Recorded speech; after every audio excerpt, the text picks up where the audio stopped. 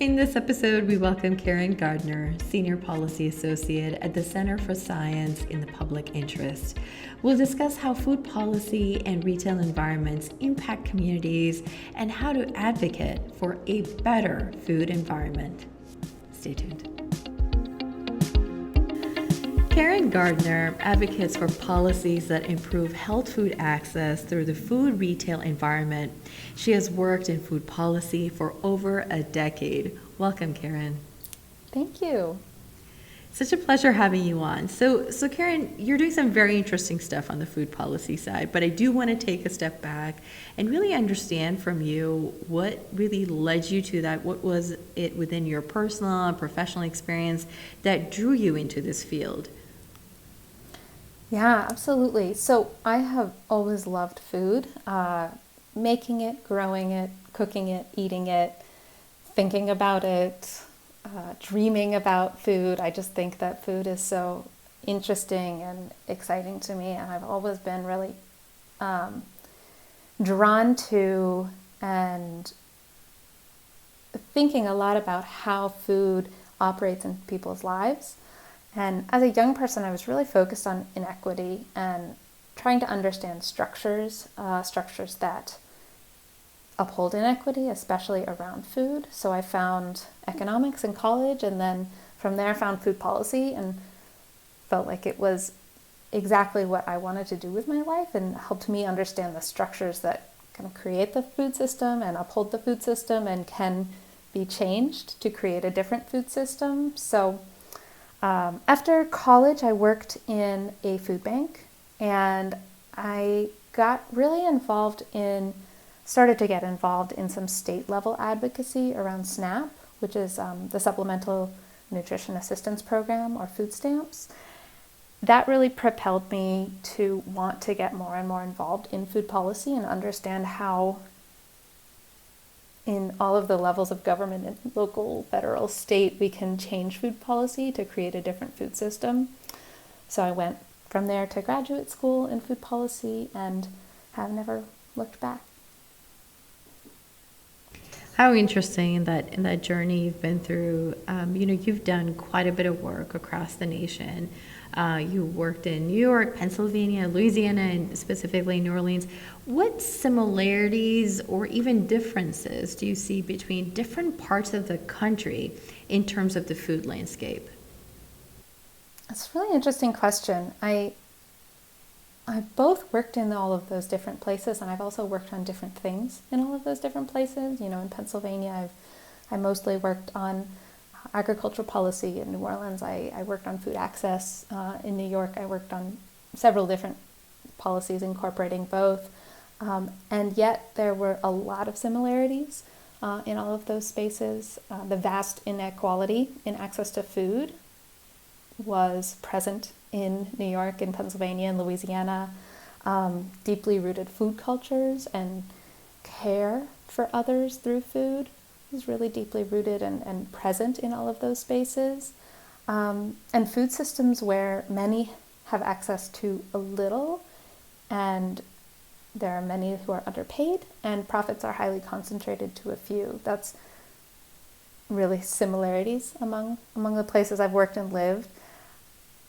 One of the main differences that comes up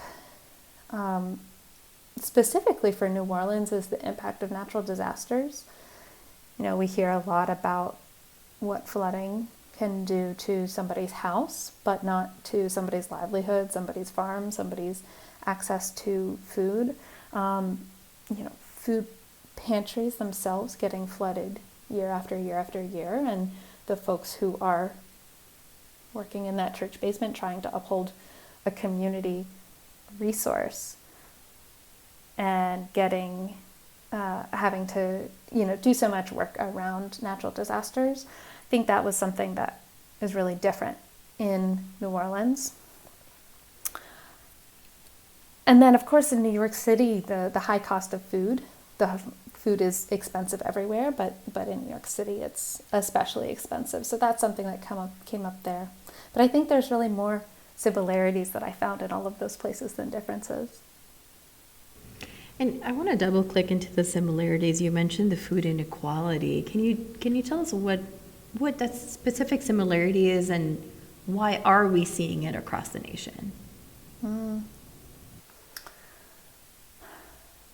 It's a really good question. I think that the structures and systems that create inequality and low access to food are present across the country and are often systemic across the country. So some of that can be understood by corporate consolidation. Our grocery industry is run by not very many people at this point. And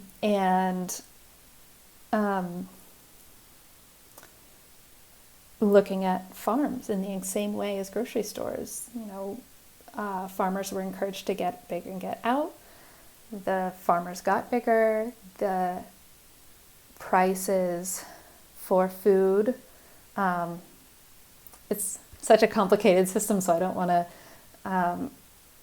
to simplify it too much, but the what is paid to folks who are working on farms got lower and lower and lower, and that is systemic across the country as farms got bigger. So I think consolidation, the many impacts of capitalism, and the often not enough regulation on companies and corporations that are controlling many parts of the food system. Speaking of regulation, what do you see as the biggest challenge for state and local policies to improve healthy food access, specifically through food retail? Absolutely. So I think that the biggest challenge is really this inequitable access to food that we've been talking about. Affordable, healthy groceries should be accessible to everyone. That's just such a North Star. What that means in each specific community is going to be very local and very specific. So we're working on at CSPI, my work, we're working on a range of different policies and projects to try to get at this same issue from many different ways. So we're looking at grocery consolidation, like we just talked about, and scorched earth tactics that grocery stores can use to not have competition, but also decrease food access. Also understanding how consumers want dollar stores to change and what local policies could lead to those changes. We're supporting communities who are advocating for local policy changes, which would curb unhealthy marketing and encourage healthy marketing. And we've seen some of those policies pass, and some communities really organize very successfully around that. We're also trying to understand the changing landscape of retail, how online grocery shopping is booming and not taking over, but increasingly becoming a very important way that people are getting access to groceries. That's a whole new landscape of how folks are getting food, and we're doing a lot of research to try to understand how could this make grocery healthy retail more equitable, and how could it not, and how can we pressure companies and change policies to ensure that it is a step forward. We're talking about state and local policies, and I'm always so curious to understand, do these policies need to be established at the federal level? Is it more something that sits at the state level, or is it grassroots and entirely local? What is your take on addressing some of these challenges? Does it happen more at the national level or at the local level? I think that it is all of them, state, local, and federal. But my affection, I would say, is with federal policy. With local policy, the opposite. I have really seen so much progress happen through local policy. Local policy can happen on a quicker timescale. With federal policy, there's a lot of different interests, lobbyists, organizations. There's so much that's happening in federal policy, which federal policy, when it does change, affects the entire country. Like, that is huge. And local policies can be a place where community advocates can move faster on making changes, can have more access to their local officials than they might their federal legislators.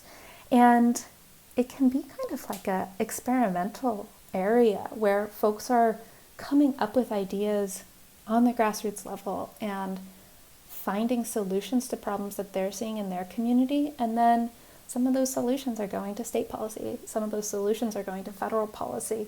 So I think that local policy can be such a great place for people to get involved, and for, you know, change to be activated. It's a very interesting perspective on it. I would have thought it was actually federal, but your preference was local, and I do see why. Which takes me also to my next question. What do you think are some relatively effective ways to advocate for a better food environment, be it locally or nationally? What are some of those sort of steps or initial steps that one can take? Yeah, getting involved locally with Food Policy Council, with organizations, food access organizations, and advocates that are working on these issues, given that the solutions and the policy levers that need to change are going to be so local, there's going to be so many different and effective ways to advocate, but there's, in so many places, there's already movements happening, movements moving. And I think that, whether it's zoning changes, whether it's a local ordinance, whether it's the creation of a food access program, figuring out who in your community is working on this, getting in touch with your public officials and asking what they're doing to improve the local food system, and then voting accordingly, and asking other folks around them what they would like to know from your local officials. These can all be really effective ways to lead towards advocacy, and remembering that I think that, there's so many different tools and skills that can be used in advocacy campaigns and in organizing locally. And so trying to think about what your skills are, and if you're a data person, or if you're an artist, or if you're someone who really likes doing GIS mapping, like, there's so many different ways that you can be involved. And so really thinking about what those strengths are that you're bringing to the table as well. So what I'm hearing from you is really just honing on your strengths, know what is sort of true to you and what value you can add, and sort of then channel it to the appropriate entities, organizations, to be able to supply that value in sort of the grand scheme of thinking through what these policies need to look like, or making a case for it. In your interactions with regional, local communities, what are some perhaps memorable stories you encountered with how food policy has impacted individuals? We always hear about start small, start grassroots, but it's always, I feel, nice to hear about some success stories that also come out of it that gives hope in the types of changes that can be very impactful. Yeah. I'm going to start with a story that actually I don't have the ending to this story, but it was kind of my first understanding of, wow, small changes in policy could lead to big changes in people's lives. So I was working in Louisiana in a food bank, and we were doing some assistance for folks who are applying for SNAP, for the food stamps program. And we were doing that assistance both in English and in Spanish, and there was legislation that ensured that folks who were applying for SNAP should be receiving those applications and instructions in the language that they preferred. And our clients, the folks we were working with, were receiving the application translated in Spanish, and then all of the instructions upon how to complete the application in English. And it was such a moment of, okay, how do we advocate? How do we find the right lever to make this change? Because that can continue forever. Those little things that are keeping folks from accessing food, from feeding their families, from doing the things that can help, or that they want to do to thrive, can often mean, in these local contexts and these state contexts, some changes. A totally different example, and one that does end in a moment of hope. I worked in Pennsylvania on farmland access and organizing with young farmers across Pennsylvania. We were doing this organizing because there is still, and there was at the time, not enough farmland available to farmers especially farmers who are just starting off. Farming is a really capital intensive and land intensive career. You have to buy a piece of land, you have to buy a tractor, you have to have seeds, you have to do all of this initial investment to farm. And increasingly, the folks, national data has showed that folks who are wanting to farm are increasingly not the old guard of farming. It's increasingly young folks, people of color, women who are wanting to farm. And also, those folks may not have access to farmland that's being passed down. They may not have access to the equity that they need to purchase that farmland. So we did a lot of organizing with young farmers and with legislators and speaking with state legislators to say, hey, how can we start to tip the scales a little bit? The scales are tipped right now towards current farmers who are retiring, selling their land to developers, because there's incredible farmland that's right outside of Philadelphia, for example. That's a great place to grow vegetables, and very close to some wonderful markets, to Philadelphia, to DC, but it's also a place where developers want land. And so our developers are going to have the upfront cash, they're going to have more money, etc. So we worked with legislators and with young farmers to advocate for a tax credit that meant that it did pass and it is in place, such that when a landowner is selling their farm or their agricultural equipment, they get a tax credit if they sell it to someone in the first 10 years of farming who is actively going to farm the land.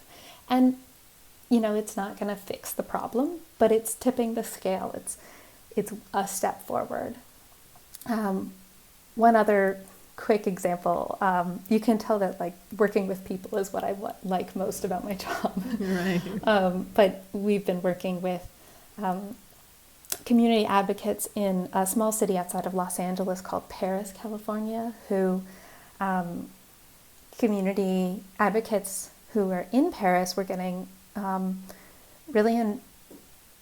we're getting really involved with trying to figure out how do we make the food retail environment better for our community. They were seeing diet-related diseases and outcomes that they wanted to turn around, and a group of parents in Paris got really involved and wanted to say okay, how do we again put a little bit on the scale to move the other way.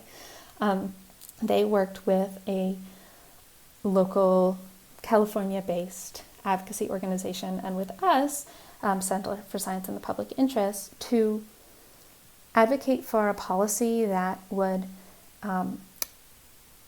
mean that all grocery stores have to have healthy food in their checkout aisle. This is a really innovative policy. It has only been passed in one other place, and this small city in Paris, a campaign completely fueled by local advocates and local parents, passed this policy, this really innovative policy, and are working with their grocery stores to change what the grocery stores look like. That it's not all determined by the food manufacturers in this community. It's also determined by what the community said they wanted. So those are a few ideas and few examples of folks I've worked with who've really impacted me. Mm-hmm. And I find that so fascinating because, again, like you said, it starts grassroots, it starts local, but then it can also fuel a fire that takes it to sort of the state and then also the federal level. I'm going to try to squeeze in a couple more questions here before we run out of time. I did want to touch upon sort of the corporate structure and what policies look like there. How can we ensure that companies are actually changing their policies and practices again to sort of think about food and in the way that it is supplied to a community? What does that look like on the other side when it comes to the corporate side of the house? It's a great question. Corporate policies can make a huge impact, but as you're alluding to, they can be rolled back at any time, and they're hard to enforce because there's not a lot of transparency there. So I think that public policy is, again, really important here and is the most sustainable and enforceable way to make change. That doesn't always mean federal policy, again, that patchwork of local policies that is across the country can force a fast food chain or a grocery store to change just their full policy because it's too hard to meet, the different components of the different policies in different areas. And then having strong watchdogs in our country, CSPI works hard to try to hold companies accountable. We work really hard on, understanding what chemicals are in foods, understanding what policies are being put in place, and then pressuring companies to change their policies, or really bringing it to outside regulators, really bringing it to legislators to say, hey, this is what's happening on a corporate level, this is why you need to change this policy, or hey, FTC, this is what's happening, look into this. And that has been really effective. So I think it's a complicated question, but a combination of policies and watchdogs are really important. That's helpful. I'm gonna try to squeeze in one more question.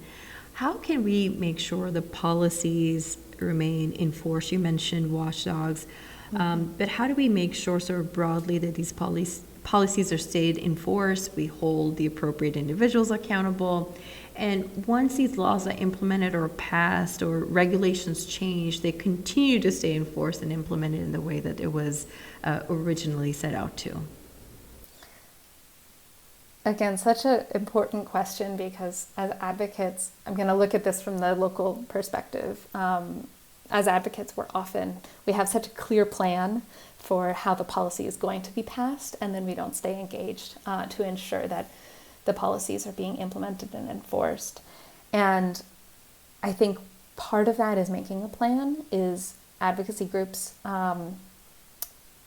having a plan and being funded to work on policy past the policy passage into implementation, into enforcement, into actually doing research on, is the policy working? That's really important in making sure that we have the energy and the dedication and the funding and all the things that are needed to really continue those campaigns. I've seen some really effective ways that advocates have also offered help to the agencies, the organizations, offered help to the departments that are doing this implementation and saying, hey, we have extra time that we can do some research, we can do some education support on this work and help you get to success on implementation and enforcement. That's not always welcome, of course, but when it is, it's really gone a long way. So I think it can be really effective. All right, with that, Karen, we are towards the end of the episode, unfortunately. Can you tell our listeners how we can connect with you, just learn more about your work?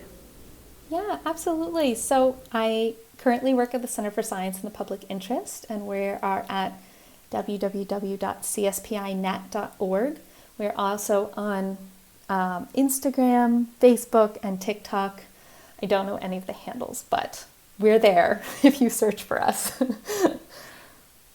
Love it. And we'll try to find everything. We'll do that research. Thank you. We'll link it up below in the show notes. With that, Karen, thank you so very much for your time. To our listeners, thank you for tuning in to another episode of the Yumlish Podcast. Head over to our social media and answer this quick question.